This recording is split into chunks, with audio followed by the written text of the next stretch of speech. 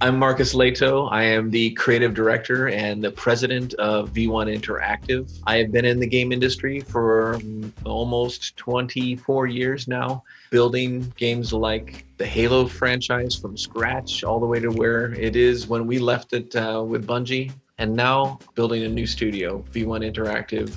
And I'm really excited about what we've built together with Disintegration, our debut title. My career actually started off in graphic design. Took a while to get my foot in the door, but eventually I did. Bungie was real small at that time. And it was at that time that I just started working with Jason Jones of Bungie, and the two of us began riffing on game ideas at that time. And it ultimately turned into the very initial seeds of what became Halo. We had no idea whether or not we were going to build a successful game at all. We liked what we were making, but would it be popular? Who knew? We weren't sure. That has just, of course, that was a crazy roller coaster ride of making awesome, fun games. Some of them were really hard to make, but they were always very fulfilling. And while I was there, I think we got up to the 300-person range. The only thing I didn't like about it really is that it becomes less personal. And it was towards the end of that process where Bungie had grown to the immense size that I decided to just kind of pull back from that a little bit and decide to change gears and maybe try something new, and wanted to maybe consider building a new studio from scratch so I can get back to the roots of doing something really fun with a small team where everybody's hands-on and critical path. Leaving Bungie, I wasn't exactly sure what I was going to work on. I explored several different ideas, from little teeny mobile game ideas to large AAA game ideas. It was pretty easy for me to pivot right at that point and say, I'm going to start my new studio, V1 Interactive.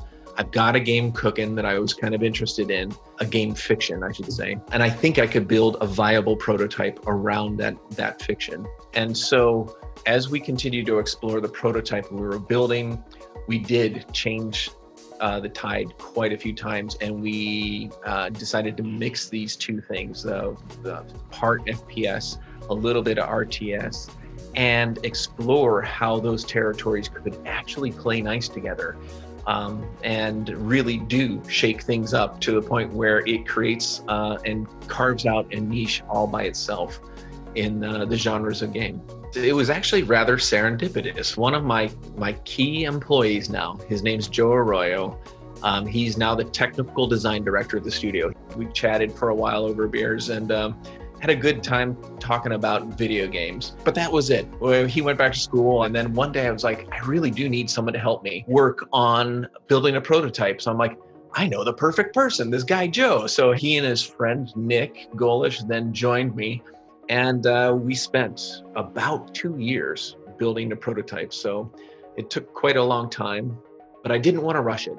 We wanted to make sure we took our time to get those core fundamental parts right. One of the key elements and the first things that I dove into with Disintegration was, what are these characters? What are the reason for them existing in this world that I'm trying to cook up here? And what should they look like? How should they function? I didn't want to build character archetypes and start writing dialogue for anybody at that point, because it was way too soon to start thinking about that. It was really just a point to look at what would be really interesting and cool character, and to specifically for this one particular image with the pilot variants, because one of the key elements of our game is that we have human characters, human people that have actually transferred their brain into an armored shell and attached that to a robotic armature. And so it was critical that they, as humans, they bring along some of those affectations of who they used to be as human, like some of the clothing elements that they wear, or how they adorn themselves with chains, or paint themselves with graffiti that's kind of like tattoos over their bodies. I'm a big believer in form follows function, and that making sure that they actually looked believable in the first place was also a really big drive. So initially I wanted to, start building ships and other kind of cool stuff that I was used to kind of constructing or designing from the Halo universe. But the world that I had built for Disintegration wasn't a big militarized world. It wasn't all about characters like Spartans and warthogs and tanks and that kind of stuff. So it really freed me from pigeonholing myself into redoing that kind of environment or competing with that in any way. Building the world for Disintegration, that was another big challenge because it's all set on Earth. What I wanted to do then was play around with design ideas and motifs that are all very familiar to the player, and also to set up a world that is a beautiful place to explore. Like, this is not a post-apocalyptic, nuclear, burned out world. This is a world where humanity just ceased to exist in great numbers.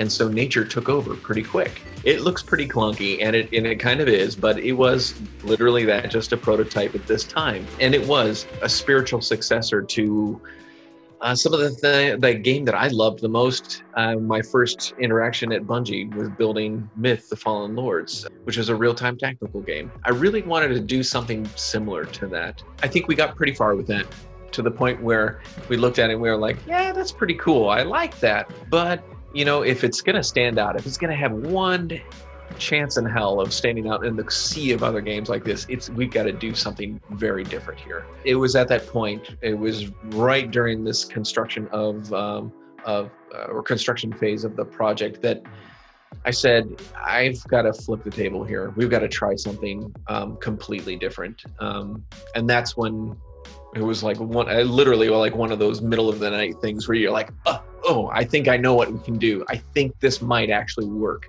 And I proposed the idea.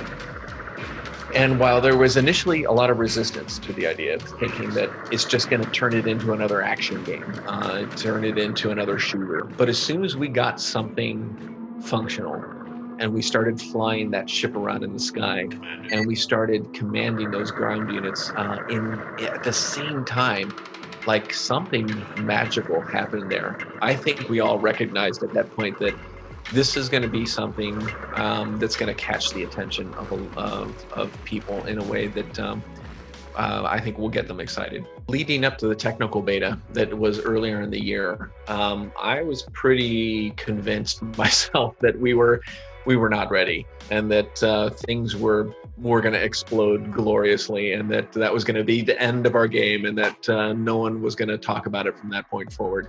Literally, our goal was to try to break the game in any way possible. So I guess I wouldn't have been surprised had it exploded, but it held together, and we really stress tested the crap out of it, and had a good time playing it as a result. It turned out to be a really positive thing for us, and we got a ton of great feedback from it too. And so we took all that to heart and continued to evolve the game beyond that, well up until just a few weeks ago, as we wrapped up the game during a pandemic.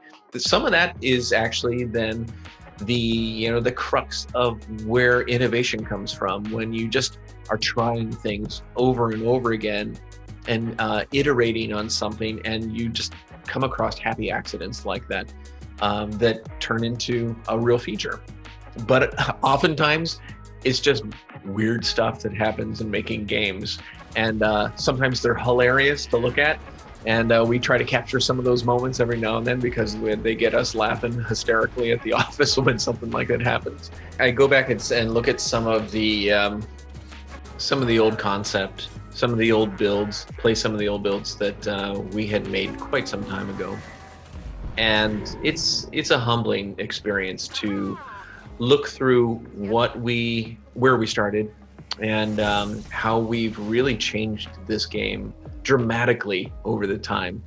I'm real excited and happy about what I see every time I play through some of these older builds, because it's an opportunity to reflect back on where we were at that time, and what problems we had yet discovered solutions for that were still persistent in some of those old builds, and to really kind of look at that fondly. And at this point now, it's easier to do that, where I can look back at that and I say, at that time, I wasn't sure whether or not we would be able to find solutions for some of these problems. I'm real proud of the studio for what we were able to do together.